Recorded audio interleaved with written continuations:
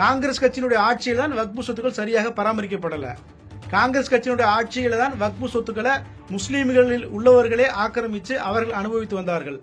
வக்பு சொத்துக்களால சாதாரண இஸ்லாமியர்களுக்கு எந்த பலனும் இதுவரைக்கும் இல்லை. அது உண்மைதான். தமிழ்நாட்டிலும் வக்பு சொத்துக்கள் ஏராளமாக ஆயிரக்கணக்கில் கொள்ளையடிக்கப்பட்டிருக்கு. அரசாங்கத்தாலையும் அரசு நிறுவனங்களாலையும் தனியாராலும் கொள்ளடிக்கப்பட்டிருக்கு. ராசா பேசினதை வைரல் ஆக்கிட்டு வராங்க சமூக வலைதளங்கள்ல. ராசா அப்படியே வக்பு சொத்துக்களுக்கு ஆதரவாக பேசிட்டார். பேசி என்னங்க பிரயோஜனம்? யாருனாலும் போய் பேசலாம். நல்ல பேச்சாளர் 4 பேரை செலக்ட் பண்ணி அனுப்பிச்சா அவங்க போய் நல்லா பேசுவாங்க. மக்களை நல்லா ஏமாத்துறாங்க. மக்களை எவ்வளவு தூரம் ஏமாத்தணும் ஏமாத்துறாங்க. மக்களும் ஏமாறுறாங்க. குறிப்பா இஸ்லாமியர்கள் நல்லா ஏமாறுறாங்க. ஏமாறுபவர்கள் இருக்கிற வரைக்கும் ஏமாத்துறவங்க இருக்கதான் செய்வாங்க. இஸ்லாமியர்கள் அவங்களுக்கு வாக்கே அளிக்கலினாலும் அதிமுக அவங்க ஜனநாயக கடமையை அவங்க நிறைவேற்றி இருக்கிறாங்க. எதிர்கட்சிகள் குறிப்பா காங்கிரஸ் நழுவிடுது பாருங்க. அதை ஏன் கவனிக்க மாட்டேங்கிறீங்க? விவசாய சட்டம் வந்தா விவசாயிகள் தான் போய் அங்க போராட வேண்டியதா இருக்கு. சிஏஏ சட்டத்தை எடுத்துக்கோங்க. அப்படியே இஸ்லாமியர்களை முன்னாடி தள்ளி விட்டு போட்டு பின்னாடி ஓடி போகக்கூடிய சூழ்நிலை நம்ம பார்க்க முடியுது. எதற்காக உங்களுக்கு வாக்களிக்கிறோம்? நீங்க போய் பிளைட்லயோ அல்லது ட்ரெயின்லயோ ஏசி கம்பார்ட்மெண்ட்ல போய் அங்க உட்காந்து நீங்க அங்க போய் பார்லிமெண்ட்ல போய் உட்காந்துட்டு நீங்க போய் பேசிட்டு நான் நல்லா பேசிட்டேன் இதுக்கு அவங்களுக்கு வாக்களிக்கிறாங்க. பிஜேபி இப்படிதான் அரசியல் செய்யறாங்களா? எங்க பிஜேபியினுடைய உண்மையான பி டீம் காங்கிரஸ் மதச்சார்பற்ற கட்சிகளும் தான். இதுதான் உண்மை. இப்ப காங்கிரஸ் கட்சி நாங்கள் ஆட்சிக்கு வந்தால் இந்த பிஜேபி கொண்டு இந்த வக்பு சட்டத்தை நாங்கள் ரிப்பீல் பண்ணிடுவோம், நாங்க நீக்கிடுவோம் அப்படின்னு சொல்லி நீங்க பாத்தீங்களா? நான் பார்க்கல. ராசா அவர் எவ்வளவு பெரிய வழக்கறிஞர், எத்தனை முறை மத்திய அமைச்சராக இருந்திருக்கிறாரு. அவரே ஒரு பொடுபோக்குத்தனமா ஒரு சரியான ஒரு ஸ்டடி பண்ணாம ஒரு கருத்தை சொல்றாருன்னா இதுதான் திமுகவினுடைய இது இவ்வளவு அக்கறைங்கிறது இவ்வளவுதான். முஸ்லீம் சமூகம் இதற்கு பொறுப்பாகாது. அதனால அவங்க பதட்டப்பட தேவையில்லை, அச்சமடைய தேவையில்லை. என்றைக்காவது ஒரு நாள் இன்னைக்கு இவங்க ஆக்கிரமிச்சு வச்சிருந்தா கூட என்னைக்குனாலும் அது வக்பு சொத்து தான். என்னைக்குனாலும் ஒரு நாள் அது மீட்கப்படும். சரிங்களா? இப்பதான் அந்த விழிப்புணர்வே மக்கள்கிட்ட வந்திருக்கு. இவ்வளவு சொத்துக்கள் இருக்கா? ஒரு வகையில பிஜேபிக்கு நன்றி தான் சொல்லணும். ஏன்னா வக்பு திருத்த சட்டம் மசோதா தாக்கல் செய்யப்பட்டு நிறைவேற்றப்பட்டு விட்டது. அடுத்து என்ன நடக்கும் அப்படின்ற ஒரு கேள்விக்குறி பார்த்தீங்கன்னா எல்லாரும் கேட்க ஆரம்பிச்சிட்டாங்க. பல போராட்டங்களுக்கு மத்தியில நள்ளிரவு சொல்ல போனா அடுத்த நாள் அதிகாலையில இந்த வகுப்பு திருத்த மசோதாவை பாஜக அரசு பெரும்பான்மையுடன் இது நிறைவேற்றிட்டாங்க. சொல்லுங்க இஸ்மாயில், இதனால இப்ப அடுத்து என்ன நடக்கும் அப்படின்றது தெரிஞ்சுக்கலாமா உங்களுடைய பார்வையில? ஏற்கனவே எதிர்பார்க்கப்பட்ட விஷயம் தான். பார்லிமெண்ட்ல மக்களவையிலும் மாநிலங்களவையிலும் அவர்களுக்கு தனி மெஜாரிட்டி பிஜேபிக்கு கிடையாது. எனவே கூட்டணி கட்சிகளான ஜேடியு, அதே போல தெலுங்கு தேசம், சிராக் பஸ்வானினுடைய லோக் ஜனசக்தி கட்சி, இவங்க தான் 3 கட்சிகள் தான் பிரதானமான கட்சிகள். இவர்களுடைய ஆதரவுல தான் அந்த மசோதாவை மக்களவையிலும் மாநிலங்களவையிலும் நிறைவேற்றியிருக்கிறாங்க. மாநிலங்களவையை பொறுத்த வரைக்கும் பார்த்தீங்கன்னு சொன்னா அதிமுக எம்பிக்கள் அதனை எதிர்த்து வாக்களித்திருக்கிறார்கள் அப்படிங்கிறது குறிப்பிடத்தக்க விஷயம்.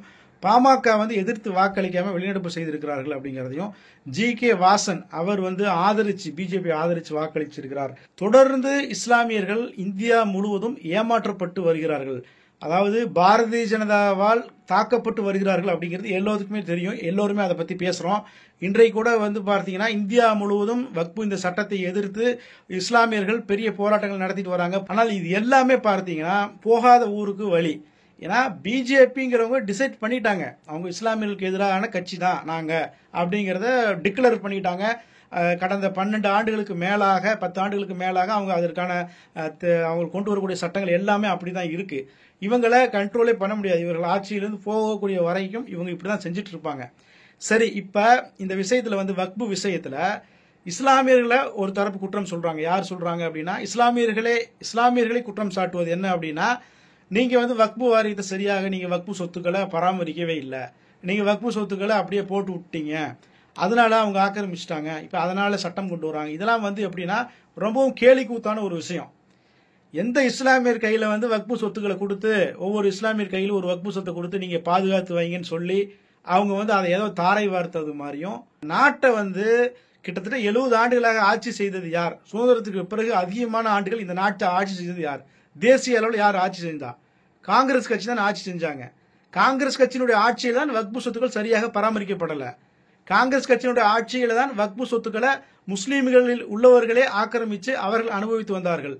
வக்பு சொத்துக்களால சாதாரண இஸ்லாமியர்களுக்கு எந்த பலனும் இதுவரைக்கும் இல்லை. அது உண்மைதான். ஆனா அப்படி ஒரு நிலை ஏற்பட்டதுக்கு யார் காரணம்? காங்கிரஸ் தான் காரணம். மதச்சார்பற்ற கட்சிகள் தான் காரணம். வெஸ்ட் பெங்கால்ல வக்பு சொத்துக்களை ஆக்கிரமித்து வைத்திருந்தவர்களுக்கே தாரை வருது அங்க இருக்கக்கூடிய இடதுசாரி கட்சிகள். இதே போல தமிழ்நாட்டில் பல சொத்துக்கள் ஆளும் தரப்பை சேர்ந்தவர்களால் ஆக்கிரமிக்கப்பட்டிருக்கு. தமிழ்நாட்டை யார் ஆட்சி செஞ்சா? திமுகவும் அதிமுகவும் மாற்றி மாற்றி ஆட்சி செஞ்சாங்க. பிஜேபிங்க வந்து ஆட்சி செஞ்சார்களா? இல்லை. எல்லா மாநிலங்களிலும் அவர்களால் எவ்வளவு தூரம் ஆக்கிரமிக்க முடியுமோ அந்த சொத்துக்களை அந்தந்த மாநில அரசுகள் ஆக்கிரமிச்சிருக்கிறாங்க.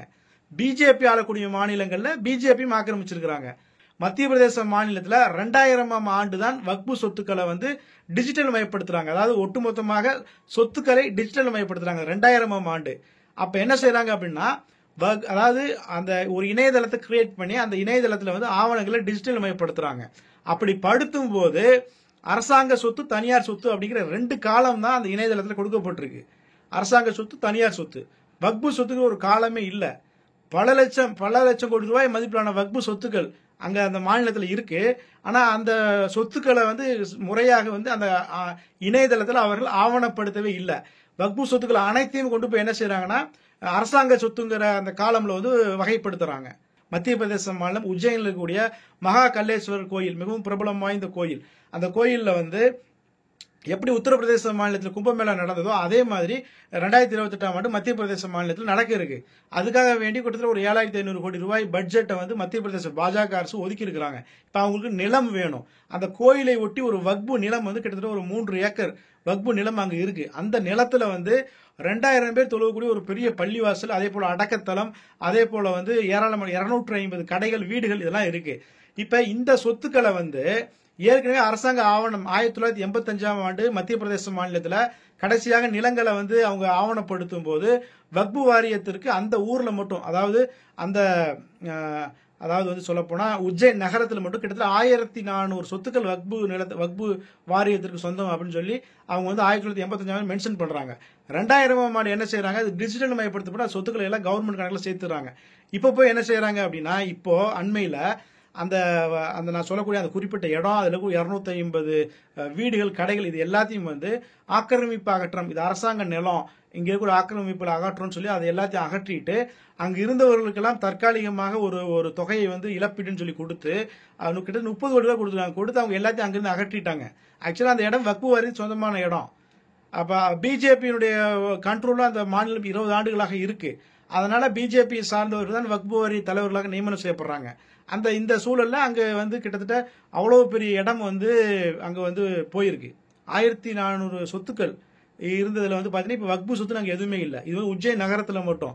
இதே போல போபால் நகரத்தில் 140 அடக்கத்தலங்கள் இஸ்லாமியர்கள் சொந்தமாக இருந்திருக்கு.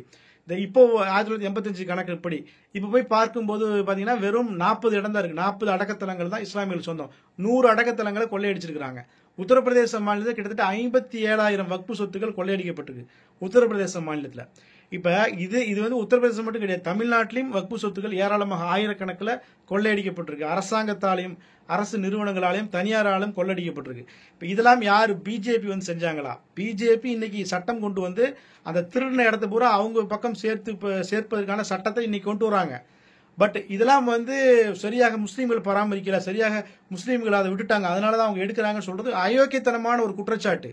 முழுக்க மதச்சார்பற்ற கட்சிகள், இந்த காங்கிரஸ் மதச்சார்பற்ற கட்சிகளும் தான் இந்த வக்பு சொத்துக்களை கொள்ளையடிச்சு அவங்க வச்சிருந்தாங்க. பிஜேபி அவங்க பங்குக்கு அவங்க மாநிலத்தில் கொள்ளையடிச்சு வச்சிருந்தாங்க. இவ எல்லாத்தையும் என்ன செய்ய போறாங்க அப்படின்னு சொன்னா இந்த சட்டத்தின் மூலமாக அவங்க கணக்குல சேர்க்க போறாங்க.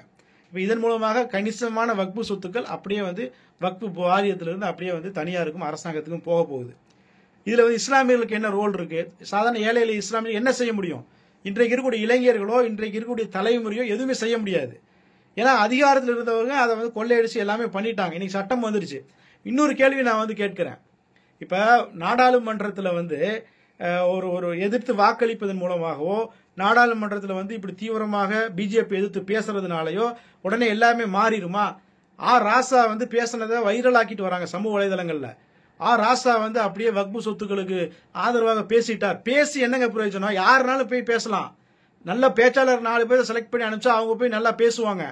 ஒரு பத்திரிகையாளரை ஒருத்தரை வந்து அசைன் பண்ணி வக்பு சம்பந்தமான தகவலை எடுத்து கொடுத்து பேச சொன்னா யாருனாலும் போய் பேசலாம். பேசி என்ன பிரயோஜனம்? பேசுவதற்காக அவங்கள வந்து எம்பிக்களாக அங்க தேர்வு செஞ்சு அனுப்புறாங்க மக்கள். காங்கிரஸ் கட்சியை பார்த்தா இல்ல, அட்லீஸ்ட் இவங்களாவது பேசுறாங்கல்ல. இல்ல அஸ்லி வந்து திமுக வந்து இவ்வளவு ஸ்ட்ராங்கா வந்து பாத்தீங்கன்னா அவங்களுடைய கருத்துக்களை வந்து தெரிவிக்கிறாங்கல்ல மத்திய இதுல உங்களுக்கு வந்து அதை கூட வந்து மத்த கட்சிகள் செய்யல. திமுகவுக்கும் இந்தியா கூட்டணிக்கும் வந்து இஸ்லாமியர்கள் மீதோ இஸ்லாமிய சொத்துக்கள் மீதோ எந்த அக்கறையும் கிடையாது. பேசுவது மக்களை ஏமாற்றுவதற்காகத்தான். இவங்க பேசி மக்களை ஏமாத்துறாங்க. ஆர் ராசா அவர்கள் வந்து பேசுறாருல, இவ்வளவு தூரம் நம்ம எல்லாம் அவரை வந்து இது பண்றோம்ல, இதே ஆர் ராசா இன்னைக்கு பிஜேபி அப்படிங்கிற கட்சி இன்னைக்கு வந்து இந்தியாவில் தொடர்ந்து 10 ஆண்டுகள் ஆட்சி செஞ்சு இன்னைக்கு வந்து இன்னும் 3வது டேர்ம் 3rd டேர்ம் அவங்க வர்றாங்க அப்படின்னா அதுக்கு காரணமே திமுக தான். அந்த திமுக வந்து 2002 குஜராத் கலவரத்தின் போது இந்த பிஜேபி கூட அவங்க கூட்டணியில் இருந்த காரணத்தினால தானே உங்களுக்கு 5 ஆண்டுகளை பூர்த்தியை செஞ்சாங்க வாஜ்பாய். அதற்கு முன்பு தேசிய அளவில் காங்கிரஸ் கட்சி விட்டா வேற கட்சியே இல்லை. காங்கிரஸ் கட்சி தவிர்த்துட்டு வேறு யாருமே மத்தியில் வந்து ஆட்சி செய்ய முடியாது, நிலையாக ஆட்சி செய்ய முடியாதுன்னு ஒரு சூழல் இருந்தபோது முதல் முறை 13 நாட்கள்ல வாஜ்பாயோட அரசாங்கம் கவிழுது. வெறும் 13 நாட்கள்ல வாஜ்பாய் அரசாங்கம் கவிழ்ந்துருது. அதற்கு பிறகு வாஜ்பாய் அரசாங்கம் கிட்டத்தட்ட ஒரு 13 மாதங்கள் ஆட்சி செய்யுது. அதிமுக ஆதரவோட ஆட்சி நடந்துட்டு இருக்கு. அதுக்கு பிறகு அதிமுக அந்த ஆட்சியை கவிக்கிறாங்க. அப்ப என்ன சூழல் வருது அப்படின்னு சொன்னா, பிஜேபினால இனிமேல் மத்தியில் ஆட்சி அமைக்க முடியாது, அப்படி அவங்க ஆட்சி அமைச்சாலும் 5 ஆண்டுகள் அவர்களால் பூர்த்தி செய்ய முடியாது அப்படின்னு ஒரு சூழல் வரும்போது அவர்களுக்கு ஆதரவு கொடுத்தது திமுக. திமுகவினுடைய ஆதரவின் பேர்ல தான் பிஜேபி 5 ஆண்டுகளை முழுமையாக பூர்த்தி செஞ்சு எங்கனாலையும் வந்து இந்தியாவை ஆள முடியும், 5 ஆண்டுகள் நிலையான ஆட்சி எங்களால் கொடுக்க முடியும் அப்படிங்கிற ஒரு சூழலை உருவாக்கியது இந்த திமுக தான். அந்த ஆட்சியின் போது திமுகவுடைய ஆதரவோட வாஜ்பாய் பிரதமராக இருந்த போது அந்த வாஜ்பாய் அமைச்சரவையில் அமைச்சராக இருந்தவர் தான் அண்ணன் ஆர் ராசா அவர்கள். ஆக நீங்க வந்து பேசுறதுல ஒரு பக்கம் இருக்கட்டும், பேசுறதுனால என்ன பிரயோஜனம்? நீங்க பேசுறதுனால சட்டம் வந்து தடுத்து நிறுத்தப்பட்டிருக்கா? இல்ல இஸ்மாயில், இதெல்லாம் வந்து பாத்தீங்கன்னா நடந்து கிட்டத்தட்ட 20 வருடங்களுக்கு மேல ஆயிருச்சு. அதற்கப்புறம் கூட்டணி இதுவரைக்கும் திமுக இல்லவே இல்லை. இருந்தாலும் இந்த குற்றச்சாட்டு வச்சுட்டே இருக்கிறாங்க. இங்க வகுப்பு திருத்த மசோதாவுக்கு மிகப்பெரிய ஒரு வந்து எதிர்ப்பு தெரிவிக்கிறதுல திமுக தானே முன்னிலையில் இருக்கிறாங்க. அப்படி இருக்கும் பொழுது அவர்கள் எப்படி இஸ்லாமியர்களுக்கு எதிராக செயல்படுறாங்கன்னு சொல்ல முடியும்? மக்களை வந்து நல்லா ஏமாத்துறாங்க. மக்களை வந்து எவ்வளவு தூரம் ஏமாத்தணும் ஏமாத்துறாங்க. மக்களும் ஏமாறுறாங்க. குறிப்பா இஸ்லாமியர்கள் நல்லா ஏமாறுறாங்க. ஏமாறுபவர்கள் இருக்கிற வரைக்கும் ஏமாத்துறவங்க இருக்குதான் செய்வாங்க. என்ன ஏமாத்துறாங்க சொல்லுங்க, நீங்க என்ன ஏமாத்துறாங்க? அப்படி என்ன பண்றாங்க? திமுக சொத்துக்களை தமிழ்நாட்டுல திமுகவை சேர்ந்தவர்களும் கொள்ளை எடுத்து வச்சிருக்காங்களா இல்லையா? நீங்க இல்லைன்னு சொல்ல முடியுமா? தமிழ்நாட்டுல வக்பு சொத்து இல்ல, இது பொதுவான கருத்து. பட் ஆனா வந்து குறிப்பிட்டு யாரு என்னன்னு கேள்வி கேட்கும் பொழுது அது அப்படியே திசை திரும்பி போக தானே செய்யும். இல்லங்க, நம்ம கேள்வி கேட்க வேண்டியது நம்ம வந்து யாருக்கு வாக்களித்தோமோ அவர்களை தான் கேள்வி கேட்க வேண்டும். தமிழ்நாட்டு மக்கள் யாருக்கு வாக்களித்தாங்க? இந்தியா கூட்டணி தான் வாக்களித்தாங்க. இந்தியா கூட்டணி தான் நம்ம கேட்க முடியும். நீங்க மக்களவையில் வந்து நிறைவேறுது அப்படின்னு சொல்லி சொன்னா சாதாரண மனிதர் போய் அங்க போய் மக்களவையில் போய் தடுக்க முடியுமா? உங்களை எதுக்கு எம்பியாக தேர்வு செஞ்சு அங்க எதுக்கு அனுப்புறாங்க? உங்க காங்கிரஸ் கட்சிக்கு வந்து வாக்களித்து மக்கள் உங்களை தேர்வு செய்யறாங்க. உதாரணத்துக்கு மத்திய பிரதேச மாநிலத்தில் காங்கிரஸுக்கு வாக்களித்து மக்கள் காங்கிரஸை தேர்வு செய்யறாங்க. காங்கிரஸ் எம்எல்ஏக்கெல்லாம் கூண்டோட போய் விலகி போய் பிஜேபியில் சேர்றாங்க. அங்க பிஜேபி ஆட்சி வருது, அவங்க வக்பு சொத்துக்களை கொள்ளையடிக்கிறாங்க. இதே போல வந்து ராஜஸ்தான் மாநிலமாக இருக்கட்டும், கர்நாடகாவாக இருக்கட்டும், கர்நாடகாவில் யாருக்கு வாக்களிச்சோம்? காங்கிரஸ் கட்சிக்கு தான் வாக்களிச்சாங்க. அவங்க போய் விலகி போய் சேர்றாங்க. சரி, நான் இதுல என்ன கேட்க வரேன் அப்படின்னா, ஏன் காங்கிரஸ் எம்எல்ஏக்கள் விலகி போய் அங்க பாஜக சேர்ந்து பாஜக ஆட்சி அமைப்பது போல இன்றைக்கு வந்து வெறும் 50 சீட்டு தானே டிஃபரெண்ட் வருது. இன்னைக்கு வக்பு வாரிய சட்டத்தை நீங்க வந்து பார்த்திருப்பீங்க. இன்றைக்கு வந்து வக்பு சட்டத்தை ஆதரித்து 232 காங்கிரஸ் கூட்டணி எம்பிக்கள் வக்பு சட்டத்தை எதிர்த்து வாக்களிச்சிருக்காங்க. 232. அதுவே ஆதரித்து வாக்களித்தவர்கள் 280க்கு மேற்பட்டவர்கள் ஆதரித்து வாக்களித்திருக்கிறாங்க. அந்த டிஃபரெண்ட்ங்கிறது 50 எம்பிக்கள் தான். 50 எம்பிக்கள் தான் குறைவு. சரிங்களா? இந்த 50 எம்பிக்கள் எப்படி குறைஞ்சு போனாங்க? ஏன் அவங்களால ஆட்சிக்கு வர முடியல அப்படின்னா, நீங்க தேர்தலின் போதே நீங்க ஒற்றுமையாக போட்டியிடவே இல்லை. இந்தியா கூட்டணி தேர்தலின் போது ஒற்றுமையாகவே போட்டியிடல, தனியா பிரிஞ்சு தான் நீங்க போட்டிட்டீங்க. அப்ப பிஜேபி எளிதாக அவங்க வெற்றி பெற்றாங்க. அதுவும் கூட பாருங்க, மக்கள் பிஜேபியை வந்து வெளியேற்றுவதற்கு மக்கள் தயாராகத்தான் இருக்கிறாங்க. எதிர்கட்சிகளுக்கு தான் அந்த திறமை இல்ல, அந்த திறன் வந்து இல்ல, அவங்களுக்குள்ள ஒற்றுமை இல்ல. இஸ்லாமியர்களுக்காக இவ்வளவு தூரம் ஒரு திமுக எடுத்து ஒரு செய்யக்கூடிய செயலை எப்படி அசால்ட்டா நீங்க எதிர்க்க முடியுது? பேசுறதுல என்னங்க, நாடாளுமன்றத்தில் போய் பேசணும் அப்படின்னு சொல்லி அதை வந்து வைரல் பண்றதுல என்ன பிரயோஜனம் இருக்கு? வக்பு சொத்துக்கு அந்த சட்டம் தடுத்து நிறுத்தப்பட்டிருந்தா நான் உண்மையாக பாராட்டுவேன்.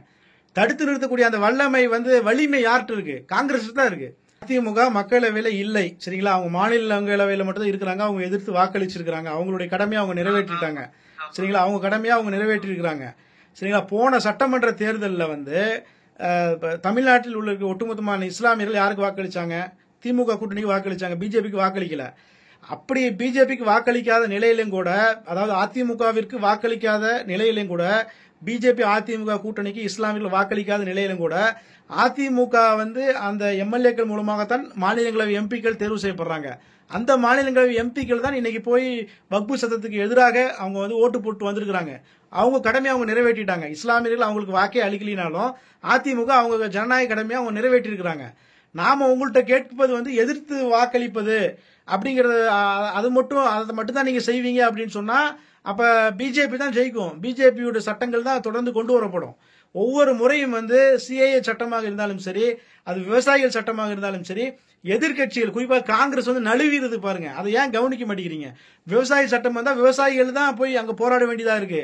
எத்தனை விவசாயிகள் அங்க இறந்தாங்க, எவ்வளவு பேர் வந்து உடல்நலம் பாதிக்கப்பட்டாங்க, எவ்வளவு பேர் மீது வழக்கு. சிஏஏ சட்டத்தை எடுத்துக்கோங்க, அப்படியே இஸ்லாமியர்களை முன்னாடி தள்ளி விட்டு போட்டு பின்னாடி ஓடி போகக்கூடிய சூழ்நிலை நம்ம பார்க்க முடியுது. இப்ப எதற்காக உங்களுக்கு வந்து வாக்களிக்கிறோம்? யூபி உத்தரப்பிரதேச சம்பால் சம்பவம், ஒரு பள்ளிவாசல் சம்பவம், அங்க முஸ்லீம்கள் தான் போய் அங்க போய் போராட வேண்டியது இருக்கு. மதசார்பு கட்சியில் எங்க போனீங்க? சமாஜ்வாதி கட்சி எங்க போனாங்க? கட்சியோட ஒரு எம்எல்ஏவோ எம்பியோ போய் தானே அந்த ஒரு அதிகாரிகள் வரும்போது, அரசாங்கத்தை சேர்ந்தவர்கள், ஒரு எஸ்பி வரும்போது, ஒரு கலெக்டர் வரும்போது அந்த இடத்துல மக்கள் பிரதிநிதியான எம்பிக்கள் எம்எல்ஏக்கள் தானே போய் நிக்கணும். சாதாரண மக்கள் படிக்காதவன் போய் நின்னா என்ன ஆகும்? தள்ளுமொழி ஏற்படும், சுட்டு கொள்ளத்தான் செய்வான். அப்ப எம்பிகள் எம்எல்ஏக்கள் எங்க போறீங்க? இப்ப வந்து இந்த வக்பு சட்டம் வந்துருச்சு. இந்த வக்பு சட்டத்தை எதிர்த்து முஸ்லீம்கள் போராட்டம் நடத்தணும். அந்த போராட்டத்துக்கு அனுமதி தரமாட்டாங்க, அனுமதி மீறி நடத்தணும், தள்ளுமுள்ளு ஏற்படும், தடியடி நடத்துவாங்க, துப்பாக்கி சூடு நடத்துவாங்க, வழக்குகள் பதிவு செய்வாங்க. இதெல்லாம் இஸ்லாமியர்கள் ஏற்றுக்கொள்ளணும். என்ன கேட்கிறேன்னா, உங்களுக்கு வாக்களிப்பது வந்து நீங்க போய் அங்க போய் பேசுவதற்கு மட்டும் கிடையாது. நீங்க போய் பிளைட்லயோ அல்லது ட்ரெயின்லயோ ஏசி கம்பார்ட்மெண்ட்ல போய் அங்க உட்காந்து, நீங்க அங்க போய் பார்லிமெண்ட்ல போய் உட்காந்துட்டு நீங்க போய் பேசிட்டு நான் நல்லா பேசிட்டேன், இதுக்கு அவங்களுக்கு வாக்களிக்கிறாங்க. பிஜேபி இப்படிதான் அரசியல் செய்யறாங்களா? பிஜேபி இப்படிதான் அரசியல் செய்யறாங்களா? நான் கேட்க, ஒரு சாதாரண உள்ளாட்சி தேர்தலா இருந்தாலும் கூட அமித்ஷாவே நேரடியாக தலையிடுறாரு. ஏன்? உள்ளாட்சியில ஜெயிச்சா தான் நீங்க எம்பி எம்எல்ஏ எலெக்ஷன் வரும்போது அதை பயன்படுத்தி நீங்க ஜெயிக்க முடியும். ஒரு மத்திய கிழக்கு மாநிலங்கள், அதாவது வட இந்தியாவுடைய வடகிழக்கு மாநிலங்கள், அந்த வடகிழக்கு மாநிலங்கள்ல சின்ன சின்ன மாநிலங்கள் மொத்தமே 5 லட்சம் பேர் தான் இருப்பாங்க, 10 லட்சம் பேர் இருப்பாங்க. அங்கு கூட போய் பிஜேபி பெரிய லாபி பண்ணி அங்க மாநில அரசாங்கங்களை ஏற்படுத்துறாங்க. அங்க ஒரு எம்பி தான் இருக்கும், அந்த ஒரு மாநிலத்திற்கு 2 எம்பிக்கள் தான் இருப்பாங்க. அது கூட தங்களுடைய எம்பிக்களா இருக்கணும் அப்படின்னு சொல்லி அதுல ரொம்ப சுதாரிச்சு அவங்க அந்த வேலையை செய்யறாங்க. ஆனா நீங்க என்ன செய்றீங்க? உங்களுக்கு வாக்களிச்சு எம்எல்ஏ எம்பிக்களை தேர்ந்தெடுத்தா உங்க எம்எல்ஏ எம்பிக்கள் போய் பிஜேபியில போய் சேர்றாங்க. அப்ப நீங்க என்ன வந்து, அதாவது வந்து இஸ்லாமியர்களுக்காக வந்து இது பாடுபடணும் அப்படிங்கறதுலாம் இவங்களுக்கு எந்த விதமானதும் கிடையாது. பல மாநிலத்தை, வெஸ்ட் பெங்கால் தேர்தல் எடுத்துக்கோங்க, பல தேர்தல்கள்ல இந்தியா கூட்டணியாகவே இல்ல, தனித்தனியா தான் அவர்கள் போட்டிடுறாங்க. கேரளால ஒரு எம்பி சுரேஷ் கோபி போய் இன்னைக்கு போய் பேசுறாரு அப்படின்னா, சுரேஷ் கோபி எப்படிங்க ஜெயிக்கிறாரு? திருச்சூர்ல காங்கிரஸும் கம்யூனிஸ்டும் பலமா இருக்கக்கூடிய இடங்களை எப்படி பிஜேபி எப்படி ஜெயிக்குது? இவங்களுக்கு பிஜேபி வீழ்த்தணுங்கிற எந்த விதமான ஒரு சீரியஸ்னஸுமே இல்ல. ஓவைசி வந்து அவர் பிஜேபி எதிர்க்கிறாரு அப்படின்னு சொன்னா அவரை கூட்டணியில் சேர்க்கிறது கிடையாது. யார் பிஜேபி தீவிரமாக எதிர்க்கிறாங்களோ அவங்க கூட்டணியில் சேர்க்கிறது இல்ல. அவர் மீது ஒரு குற்றச்சாட்டு இருக்கு, அவர் வந்து பிஜேபியோட பி டீம்னு. அந்த வகுப்பு திருத்த மசோதா நிறைவேற்றப்பட்டதுக்கு அப்புறம் மனுஷன் கண் கலங்கி அழுகிறாரு. எப்படி வந்து ஒரு பிஜேபியோட பி டீமா இருந்துகிட்டு பார்லிமெண்டத்துல எதிர்த்து குரல் கொடுத்து அழுகிறாரு? இதெல்லாம் பார்க்கும் பொழுது மிகப்பெரிய ஒரு சந்தேகம் வருது இல்ல? ஏங்க, பிஜேபியினுடைய உண்மையான பி டீம் வந்து காங்கிரஸும் மதச்சார்பற்ற கட்சிகளும் தான். இதுதான் உண்மை. ஏற்றுக்கொள்ள முடியல அப்படின்னாலும் கூட பிஜேபியினுடைய உண்மையான பி டீம் வந்து காங்கிரஸும் மதச்சார்பற்ற கட்சிகளும் தான். இதுல வந்து ஓவைசி போன்றவர்கள், ஓவைசி மட்டும் கிடையாது, ஓவைசி இருக்கிறாரு, அதே போல அசாம்ல வந்து ஃபக்ருதீன் அஜ்மல் ஒருத்தர் இருக்கிறாரு. அவர் அந்த அசாம் மாநிலத்தினுடைய மிக வலிமையான எதிர்கட்சி, அவர் அபிஷியல் எதிர்கட்சியாகவே இருந்திருக்கிறார். அவர் கட்சிக்கு வந்து 10க்கும் மேற்பட்ட எம்எல்ஏக்கள் இருந்திருக்கிறாங்க, 2 எம்பிக்கள் இருந்திருக்கிறாங்க, கடந்த டேர்ம்ல எல்லாம் இருந்திருக்கிறாங்க. அவங்கள வந்து காங்கிரஸ் கூட்டணியில சேர்ப்பது இல்ல, ஓவைசியை சேர்ப்பது கிடையாது, எஸ்டிபிஐ கட்சியை சேர்ப்பது கிடையாது. ஏன் அப்படின்னா இவங்கெல்லாம் வந்து ஒரு இஸ்லாமியர்களுக்காக சமரசம் இல்லாமல் இவர்கள் பேசுகிறார்கள். மத்திய பிரதேசத்துல பாரதிய ஜனதா காங்கிரஸ் கவிழ்க்கப்பட்டு பிஜேபி அரசு வந்து வராங்க, கர்நாடகால வராங்க, இன்னும் பல மாநிலங்களில் வராங்க, நீங்க பார்த்துருப்பீங்க. ஏன் வந்து குறைவான மெஜாரிட்டி தான் பிஜேபிக்கு வந்து இன்னைக்கு மெஜாரிட்டி இல்ல. பிஜேபி தனிப்பெரும் கட்சி தான், ஆனா பட் மெஜாரிட்டி கிடையாது.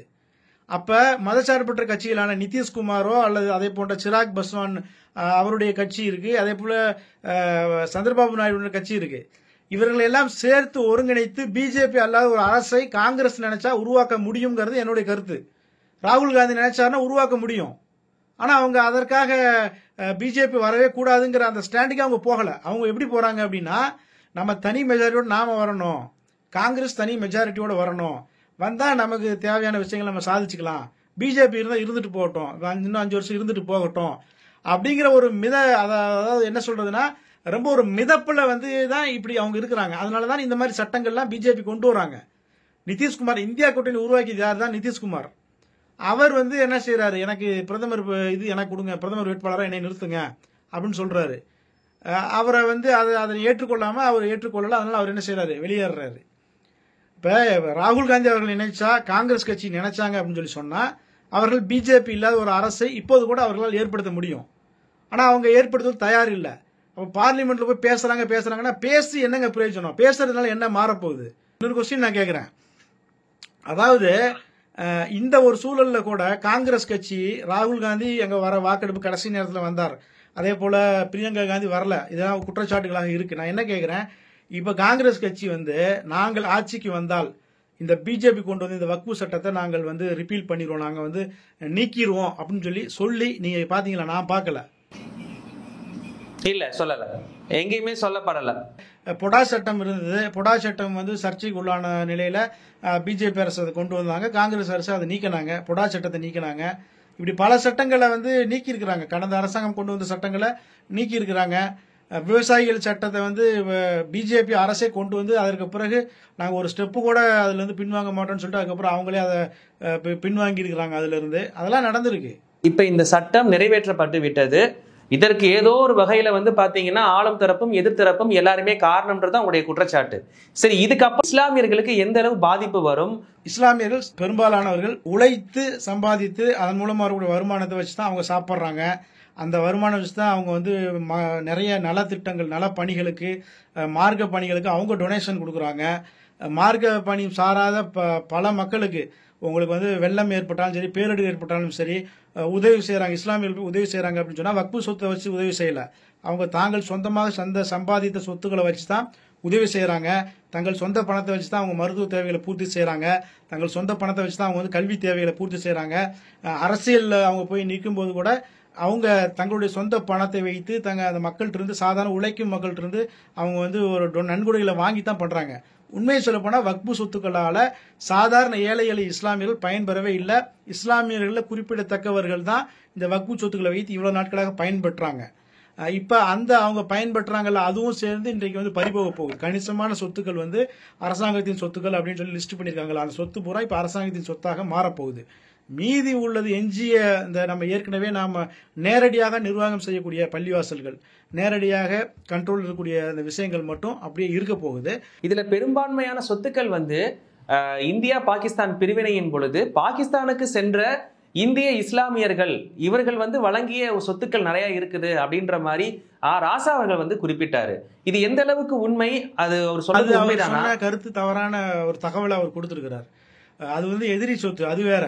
இந்தியால இருந்து போனவங்க விட்டுட்டு போனாங்க, பாகிஸ்தான்ல இருந்து வந்தவங்க அங்க விட்டுட்டு வந்திருப்பாங்க, அதெல்லாம் எதிரி சொத்து. அதெல்லாம் வந்து எதிரி சொத்துக்கள் சட்டம் இருக்கு, அந்த சட்டத்தின் கீழே வரும். அதுக்கு வக்ஃபு சொத்துக்கும் சம்மதமே கிடையாது.